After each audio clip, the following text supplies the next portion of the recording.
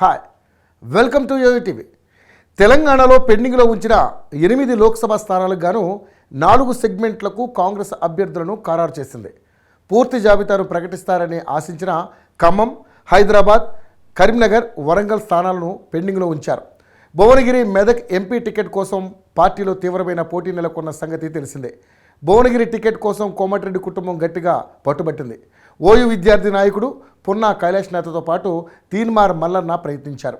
సర్వేల ఆధారంగానే టికెట్లు ఖరారు చేయాలని నిర్ణయించడంతో గత కొన్నాళ్లుగా క్షేత్రస్థాయిలో పర్యటిస్తున్న చామల కిరణ్ కుమార్ రెడ్డికి టికెట్ కేటాయించారు. చామల కిరణ్ కుమార్ రెడ్డి రేవంత్ రెడ్డికి అత్యంత సన్నిహితుడు కూడా. మెదక్ ఎంపీ అభ్యర్థిగా మొదటి నుంచి పేరు వినిపించిన నీలం మధును కూడా ఖరారు చేశారు. ఈ టికెట్ కోసం సీనియర్ నేత జగ్గారెడ్డి కుటుంబం ప్రయత్నించింది. కానీ సర్వే రిపోర్ట్లన్నీ నీలం మధు వైపు ఉండడంతో ఆయన పేరును ప్రకటించారు.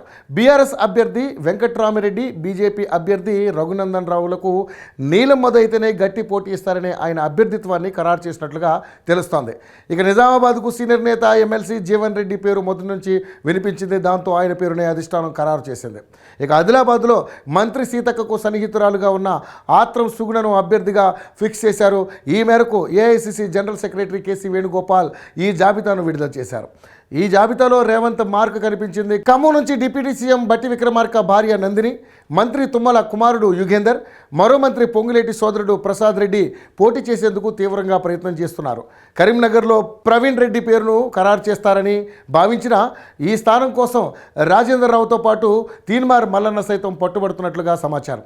ఇక వరంగల్ టికెట్ను సిట్టింగ్ ఎంపీ పసునూరి దయాకర్కు ఖరారు అయిందని కూడా ప్రచారం జరిగిన ఈ స్థానం కోసం దొమ్మాటి సాంభయ్య, తాటికొండ రాజయ్య పేర్లను ఏఐసిసి పరిశీలిస్తోంది.